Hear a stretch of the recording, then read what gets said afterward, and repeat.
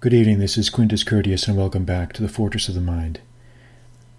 And in this podcast, I'm going to talk about 5 conclusions or points that I've learned from recent emails that I've gotten from readers.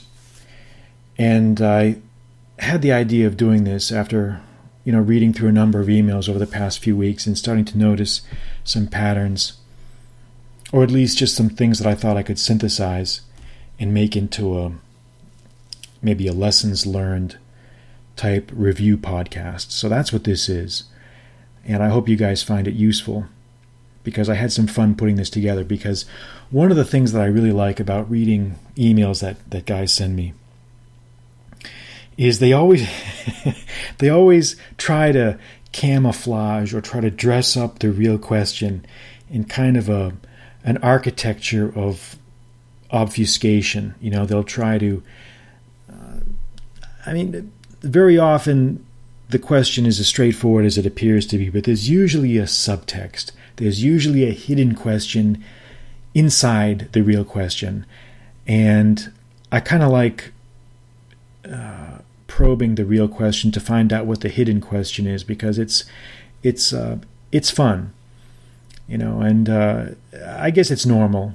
I think everybody does that when you're going to someone and ask someone for advice, especially someone you don't know. There's always this tendency to maybe try to sugarcoat things, or maybe dress it up in one way that maybe preserves our dignity or our self-esteem, and that's fine. But it's just funny to be able to notice some of those things. And I think that I've been pretty good at doing that, at detecting the subtext. So when you ask me a question, you're going to get the real answer. You're going to get the real answer, because I always can sniff out what the real question is. And that's fine. That's no problem at all. So what I'm going to do is I'm going to go through 5 points that have come up just from recent emails. And again, these things are not connected. There's no real connection between any of these points, but they're just points or lessons learned that have come up from recent reader emails. So you may have some fun listening to this as you've got your iPhone in your ear, maybe doing your workout or whatever. You can get some fun and enjoyment and hopefully some benefit out of listening to this. The first point is, you'll never know the outcome. You'll never know the outcome. And what I mean by that is this. I've often noticed that young guys always want a roadmap for everything. They want to know exactly what's going to happen. They want predictability. They want definite answers to things. And they want someone to, as far as is possible, predict the outcome of what their current issue is. And what I want to say to that is, very often you're not going to know the outcome of any struggle or conflict or problem that you're dealing with. You're going to have to live with the uncertainty. Uncertainty is at the very nature of all human existence. You're never going to escape it. It is an inherent part of the world that we live in. And it's not a matter of not having enough information. It's not a matter of you can find it out if you just do more probing or more thinking. It is an inherent condition of, frankly, of the universe. And I don't want to get too technical here, but anyone who has any familiarity with elementary quantum physics knows that uncertainty at the atomic and subatomic level is an inherent feature of the atom. We cannot know certain things. And we can transpose that philosophical principle to life and just basically say that, look, we're going to have to deal with the uncertainty. There's too many variables. There's too many unknowns. There's too many what ifs for us to really have any comfort level of doing anything. And that can be very distressing to a lot of guys, especially guys that have a lot of high intensity, maybe high anxiety. And I used to be like that. Maybe I still am like that. We want to know what's going to happen. We want to know what's going on. We want to have the feeling that we can impose our will on events. And we can to some extent. But in other ways, to another extent, we cannot. I was in a trial last week I had a trial in federal court, and the issues are not really that important. But we made our presentation. Each side made its presentation. It was a bench trial. It was a trial before a judge. And the judge took everything under advisement. And he's going to have to issue his opinion. It's going to be a written opinion when he's ready. So we don't know what's going to happen. We don't know what the outcome is going to be. And you have to tell your client that, look, we did everything we could do. We did the best we could do. We put on a great presentation. The judge thanked everybody. The judge appreciated it. But we don't know what the outcome is going to be. We don't know what the outcome is going to be. And we have to live with that uncertainty. We have to live with that uncertainty because that is an inherent part of life. So get used to it. Stop trying to control everything. Stop trying to know everything. Just watch what does happen. Now again, don't take this too far. And I've said that before. In other words, don't just throw up your hands and say, I can't do anything. So, no, that's not what I'm saying. So don't sandbag on me on this one. But understand what I'm trying to get at. Now, point number two. Point number two is no one is going to hold your hand. No one is going to hold your hand. Stop looking for a mentor. They don't exist anymore. If you do find one, consider yourself very, very lucky. Again, a lot of young guys with their questions, with their concerns, with their comments, they want someone to just wave a magic wand and escort them through the valley of the shadow of death so that they will fear no evil and so that they come through unscathed on the other side. And let me tell you something. Nobody gets out of this life unscathed. Everybody pays his dues. Everyone pays his dues in one way or another. No one here gets out alive without some scars. So don't expect anyone to hold your hand. Don't expect anyone to wet nurse you. And this is a constant problem for a lot of young guys. And I think it must be a product of the technology, of the culture, of this instant gratification mentality that we have, where everybody feels like they need to be spoon-fed everything. They want it simple. If you write something simple, they want it written more simply. They don't want to exert any effort to gain any improvement, really, in anything. Because most people don't want to be free. They don't want to free their mind. They don't want to be independent. And I just put out a tweet just about, maybe 20 minutes ago. And it was a quote from a Latin writer that I had been looking at. And his name is Sallust.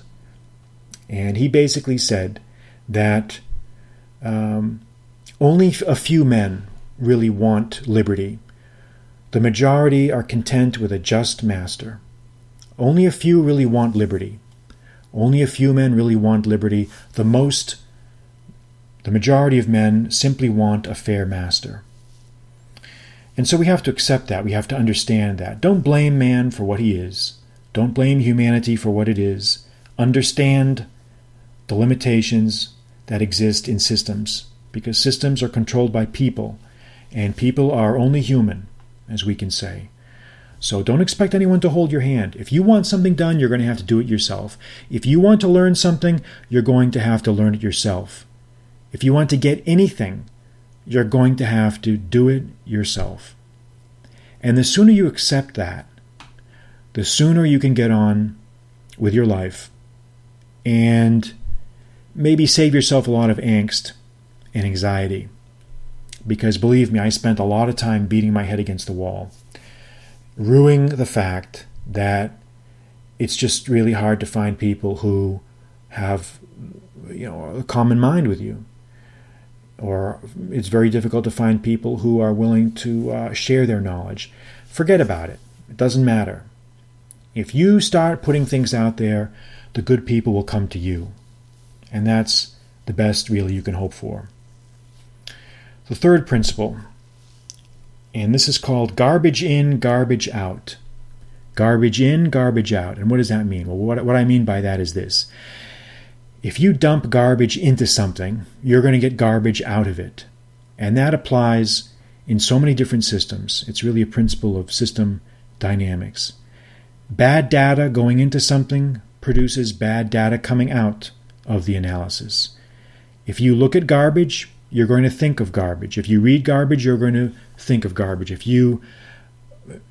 Anything that you consume, you will excrete or you will produce bad things. So avoid garbage. It's very simple. If you want to stop being negative, if you want to stop being down about things, well, then maybe the things that you're consuming are enhancing that negativity. Maybe you're watching a lot of nasty stuff in movies or television. Maybe the music you're listening to is socially irresponsible, is antisocial type of music. Maybe the stuff you're reading is junk. Maybe the people that you're talking to are dorks or useless. And if you're always around negativity, you're going to produce negativity. And there's an old saying I remember in Korea.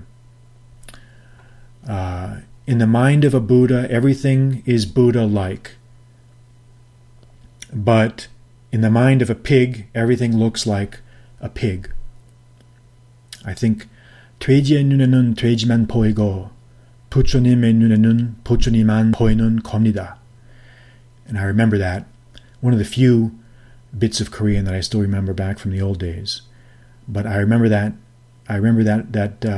That motto, that aphorism, and I'm proud of it. So that's why I had to spew it here into the podcast. Hopefully, there's some Korean speakers listening that might be able to verify my pronunciation. But in any case, the point is, if you think like a Buddha, you're going to see Buddha-like things. But if you think like a pig, and you are a pig, you're going to see piggish nonsense everywhere. And this is really true. You've heard it before, but it really is true. You determine your own success. You are the architect of your fortune. You are the architect of your fate. You decide. And that's the type of thing that people constantly have to be aware of. Because if you're not aware of it, you're never going to get anywhere. All right, so that's the third principle. Let's talk about the fourth one here. Consistent effort is rare. Consistent effort is rare. Again, this is somewhat tied to the three previous points. It's very rare to find people that are willing to put in the work. Consistent effort is really what it takes to achieve anything in life, on any subject. It's got to be sustained, consistent effort over a long period of time. And what that involves is sacrifice. You've got to be the guy who's not going to go out maybe on Friday or Saturday night. You've got to be the guy who's going to make sacrifices in his or her life to achieve the goals that you want. Because there's only so many hours in the day. And every hour in the day you spend wasting time and just looking busy is time that you could be spending accomplishing something of some worth. So the next time you declare a goal, think about that goal very clearly and think about it very carefully, because if it's a goal that's worth striving for, it's going to take sacrifice. You've got to put in the work. You've just got to put in the work. And I know it sounds like you've already heard this before, but I'm telling you, I see it over and over and over again in the comments that I read, in certain parts of the internet, comments on my blog, emails that I get. Everybody wants the quick fix. Everybody wants the easy answer. Everybody wants the magic wand. They want you to wave a magic wand. They want you to pull a rabbit out of the hat. And they want you to give them that rabbit. But my feeling is it doesn't work that way. It's never gonna work that way for anybody, for anything that's worthwhile. So very few people are going to do that. And time really weeds out the people who are serious about achieving a goal and those who are not serious about it. If you're trying to master, say, jiu-jitsu, say you're trying to learn a language, say you're trying to improve your social skills, okay, that's going to take time. That's going to take effort. It's going to take real sustained effort. And it's very easy to say that you want to do something, but how many people are really, truly prepared to do what it takes? There are some. And when I get those emails, I can just tell, okay, this guy really, he got it. Somebody will send me an email, they'll quote something that I said in one of my books, or they'll say something about language practice or learning that shows me that they really have internalized the things that I've talked about. They get it.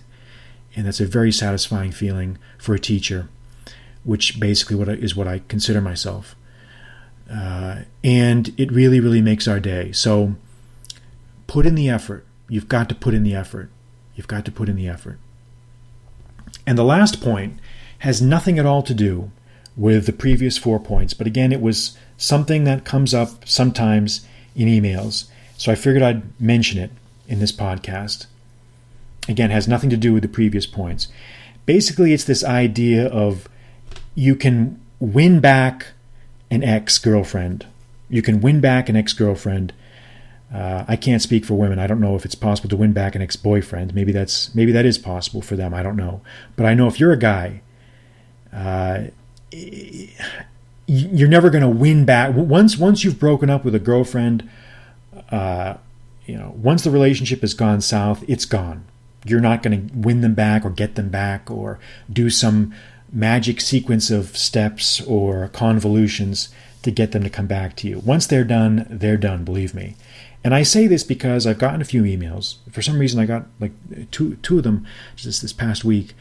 Guys asking me about techniques for getting back together with their exes and what techniques can they use and all this other stuff. And maybe I'm missing the boat on this. Maybe I'm wrong about this. Maybe there is secret. But my experience in my life, what limited experience I do have on this matter, tells me that when a girl is done with you, man, she's done. She's not coming back. When she's done, she's done. And all this nonsense you read about in the popular press about how you can win them over and win them back and get them back and do all this and maybe it does happen. Maybe it happens. I'm not saying it never happens because I know it does, but I'm just saying in my experience, it's next to impossible. Once you're done, once she's done, you're done. And you're better off just chalking it up to experience, moving on, and just continuing on with your life. Because life is too short to cry over spilled milk, as they say. So those are the 5 points. Those are the 5 points I want to mention. And hopefully you'll get some enjoyment out of that, to think about those and reflect on those. So that will conclude our podcast here. This is Quintus Curtius at Fortress of the Mind. Good night.